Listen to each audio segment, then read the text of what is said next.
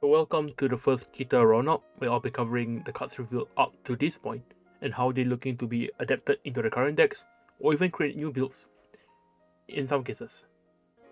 So this will cover cards up to the 3rd of June. So these are in context to that. So these are not straight up like card reviews, as we have actually to see the full set to give a good overview. But let's talk about the potential of these cards and why some cards should be not overlooked and why some cards are like obviously like a niche choice. Let's start with Special Series 01, which is coming out really soon. In Japanese, it's come out. So the first card I'm covering is Bowstring of Heavenly Peace, Alpheon. So Alpheon is the new grade 3 from the Festival Collection. Once per turn, you have 3 or more grade 3 units, con +1, give it 5k. And if you person right this turn, draw a card. So this card, when it was first revealed, was not very impressive, mostly because people owe this tunnel vision to the personal right part of the skill, right? Like, it's not better than Elden or Commerce, right? Or even Solaria, which refunds your cost, but Alpheon offers something really strong for certain builds of Bastion, in particularly Control Bastion, as Control Bastion does not use Con Blast as much, as generally once you have a rather set up feel and all that, you want to maintain the soul for cards like Painkiller and Elden to maintain your board and advantage. So the Alpheon in that case helps the deck more, as Control Bastion does not play for Sword, remember, so getting 2 Eldens used in one game is really tough unless you really squeeze in for Sword, yeah. The Alpheon's main use in that Control Bastion deck is to be used as a backup attacker, as Combat 1 make it a 20k attacker. It's actually really relevant when you don't draw into an Elden, and also its extra draw power. This also solves the problem of playing too many orders in Control Bastion, as Control Bastion has to play Commoth previously, but now with this card, you can actually cut it to like lower copies. So yes, cost effective draw, attacker against power at the end of turn. The problem is, yeah, draw lock behind personal right turns below ground, out the Commoth here. It feels nicely in the Control Bastion as I mentioned before, so this is a sample deck list I like to put out. So I generally cut 2 commons to put in the Alpheons, you can mess around with more, but this has been working for me personally. The next card is called Gawan, which is a high beast. So high beast, yeah, it's not really much useful at first when placed anywhere, so if you do get superior calling skills, it might be useful.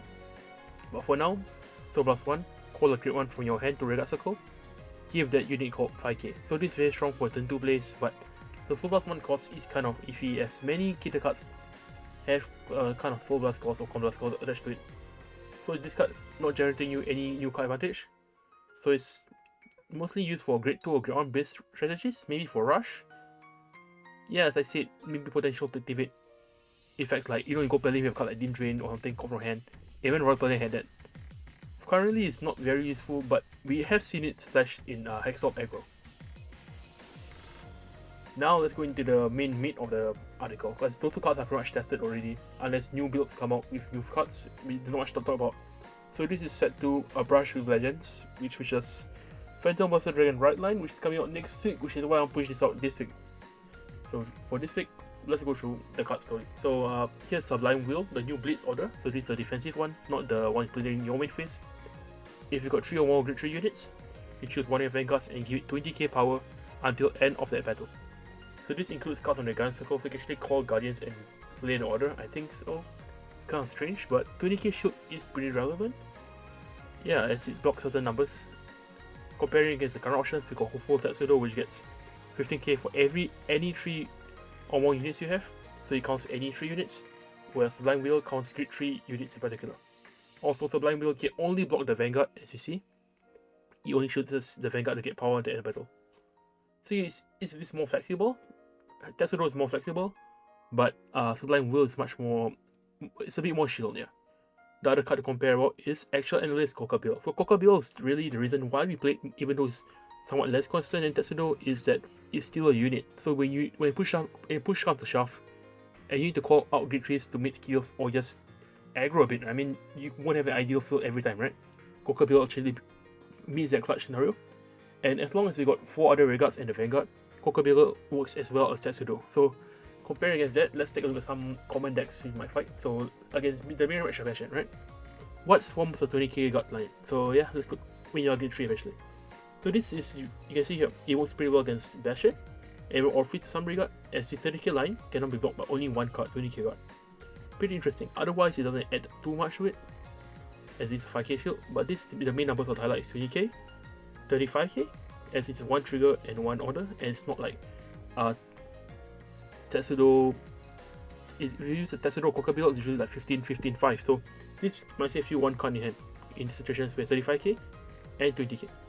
So the mirror, it definitely will help. As you can see, the numbers are pretty easy to form for Bastion. For Magnolia, yeah, the cases isn't so major, I'll say. It won't help as much against Magnolia unless they purposely form numbers hit your 20k line, but either way, usually 25, 15k is enough to block that.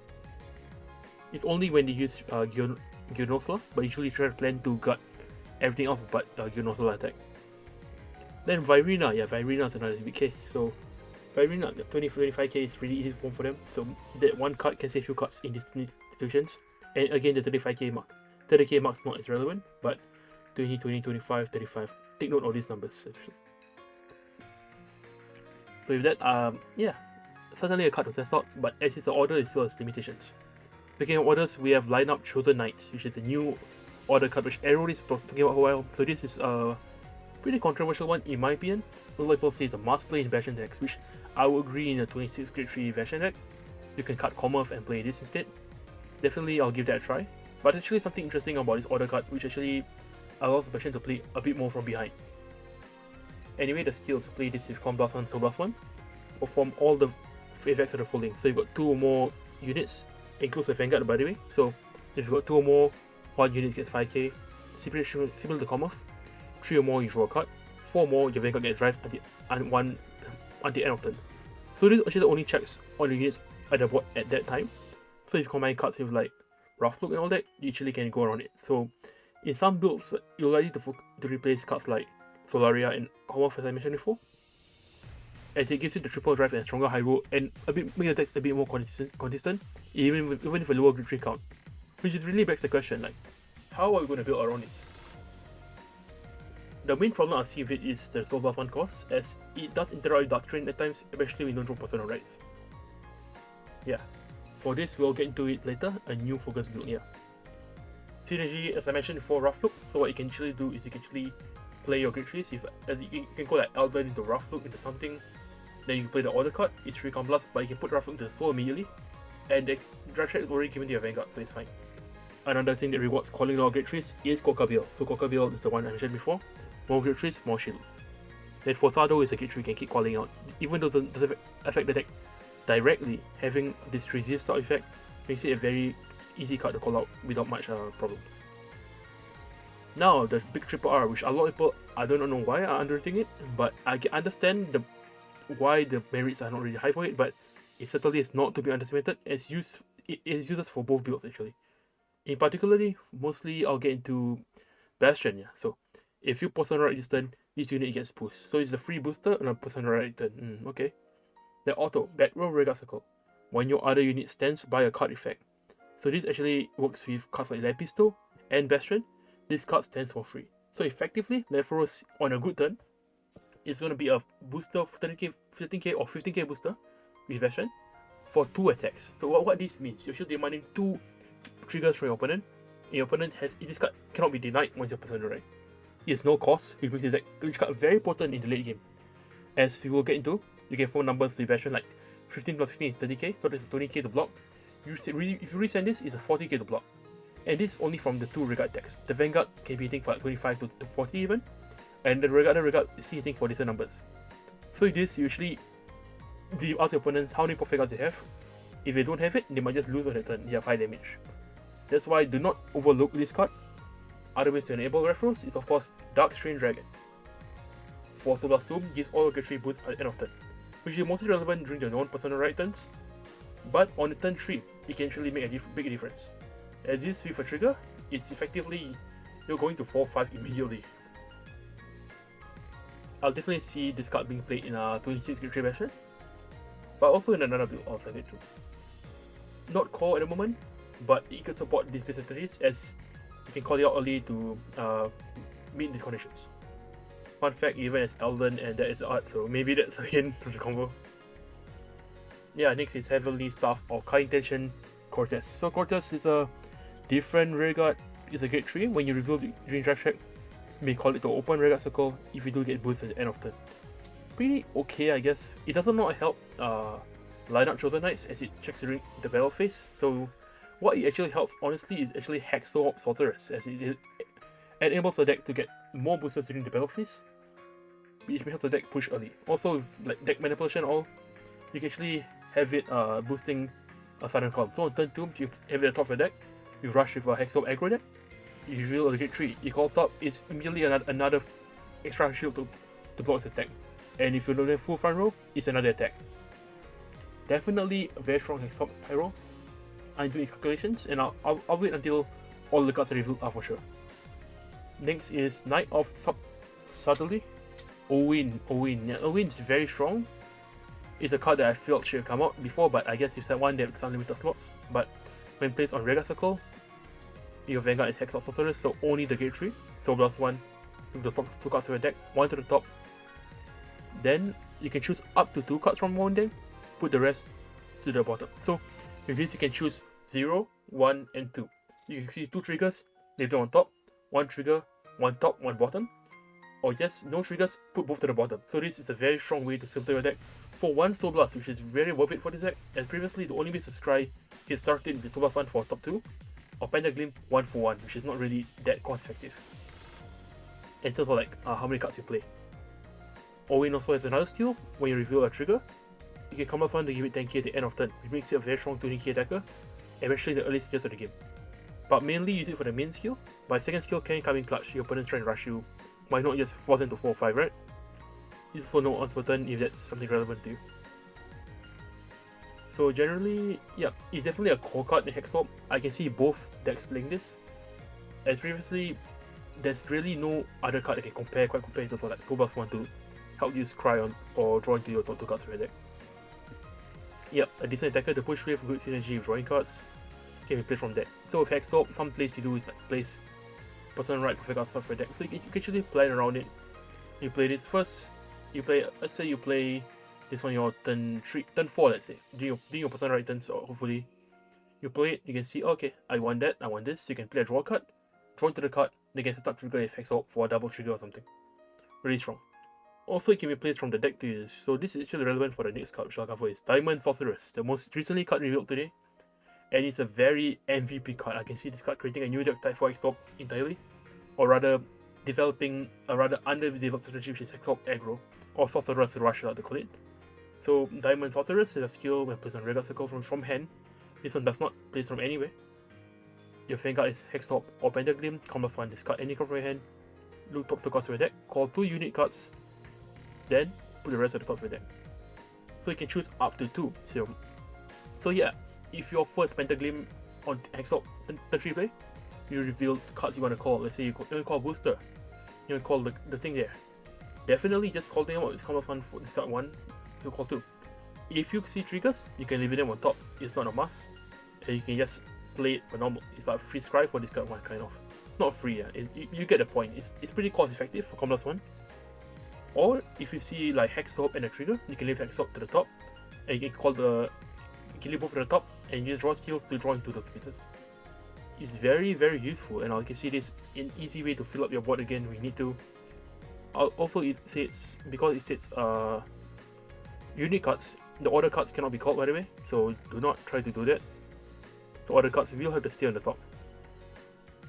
Let's say you reveal the order cards, put them back to the top. Yeah, very helpful, very cost effective, quality try turn 3. Core, definitely core card for Hexaorb Sorceress. Turn 2 aggro plays, let's say turn 2, you see notes, it works with Pentaglim Vanguard too, which is your crit too. So something can actually debate your opponent trying to rush you or crit you. You can go into tier square Pentaglim, draw 1, you call this out, possibly get 2 more cards on the field, or even set out a trigger, and push them back real hard. Sometimes you can even debate on just not using the 1 draw and go for this for the aggro play. Very strong card in aggro Hexaorb. It's a confirm play in Hexaorb, I will say. Then another common is Knight of Heavenly Thundering Lady. Oh yeah, by the way, Diamond is a double R, by the way. So yeah, do take note of this. Owen needs a rare. So if you already have the deck, it's actually really cheap, and I can actually see you dropping both cards for some variants. So yeah, if you're really in the mood for a cheap budget deck, pick up the triple R Hexaorbs right now. Yeah, anyway, besides that, let's go back to Lady. So Lady is simple skill, Blast 2, all your trigger effects gain extra 5k. It's alright, helps you hit number. The Blast 2 cost is still kind of iffy to me, but during your clutch moment, it's kind of winnable. Your opponent got 2 to pass. If like that, it doesn't help much, but if your opponent got 3 to pass, then like, hey, 2 triggers, okay, 2 triggers is a pass. Most likely you see use in hexaorb, but I don't see much use other than that. As if hexaorb, you have the 15 from this skill, and 10k from hexaorb's own skill. The Blast 2 is very hefty in Keter, as I mentioned before, so I don't see this being a popular choice. Next is our new front trigger, so Bard of Heavenly Song, Outplug. So Outplug is a simple skill, continuous Guardian Circle. Your Vanguard's a Gate 3 Vanguard or above, it gets 5k shield, so it's a 20k shield similar to Sublime Wheel before. 20k shield is really something quite big, as you can see, like the way you're guarding at 20 plus 15, 35 blocks a lot of things. 20k by itself blocks a lot of things. So yeah, even Bastion I can say definitely might run it, especially like 26k Bastion. Yeah, high grade Bastions. And in Hexaorb, because some builds already play South France as attack in to meet the gimmicky kind of plays, why not play it if you're already playing France? For control version, I'm not too sure actually, but yeah. Next card is what? Sorceress? I think that's Octo for 8, I think, yeah. So this card skill, when you reveal a drive check, you have Vanguard's Hexaorb.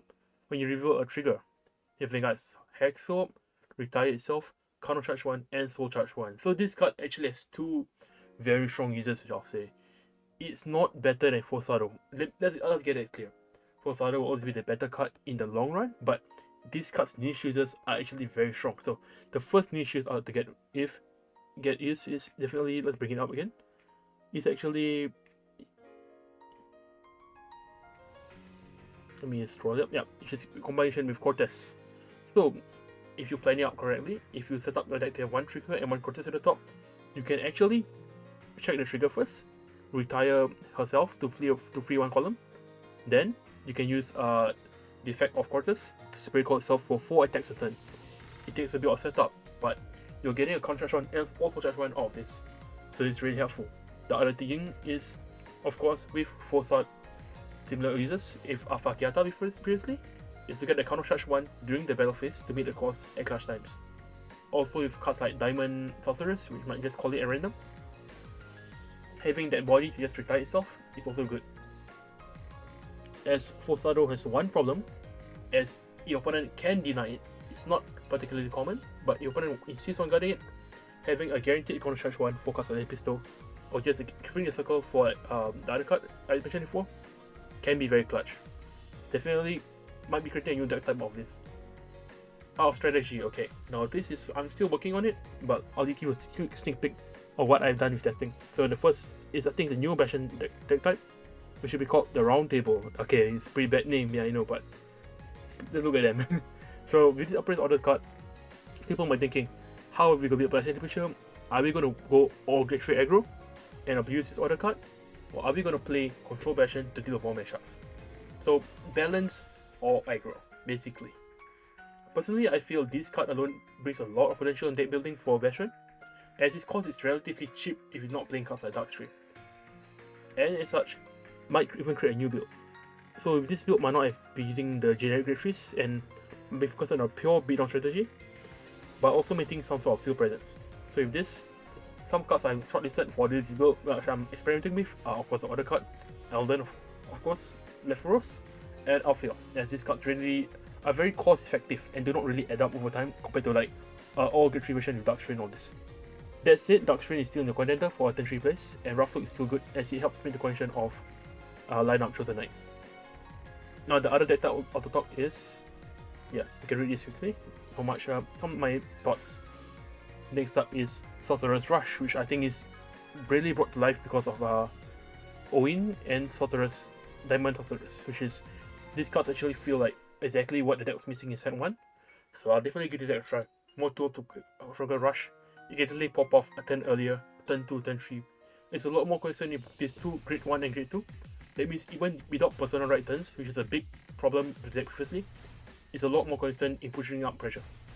With these shortlisted cards, of course, Diamond Sorceress, Owen, and Lepisto still in it, and with less reliance on Fakiata for counter charge, if you do play cards like this, Painkiller is definitely going back in the deck. And of course, we have this card here for niche play with Dictation. It can catch your opponent off guard, so you can actually get a 5 attack turn with hexaorb right now, which is really interesting. So with that, I hope you all enjoyed my thoughts and a bit of rambling, I guess. It's really interesting of how hexaorb been developing over time. And yeah, we'll see how Bastion develops. I'm pretty confident those cards will definitely have a future in the current builds already existing. But we'll have to see what other rares we get, as we still have to share them with Phantom Blaster Dragon, which come out next week. I'm very hyped for Phantom Blaster Dragon. I'm a major Shadow, not major. They make me sound like a big shot, yeah. But I really love Shadow Paladin, like most people, I guess. He's so edgy, but yeah. I'll definitely be covering it next week as you Dragonic Overlord. Maybe both actually. Okay. So with that, yeah. Hope you enjoyed my thoughts, and I'll update you when more testing comes. Bastion guide is already out. Do check it out. Do subscribe if you want more updates in the future for Keter Sanctuary. And yeah, okay. Goodbye.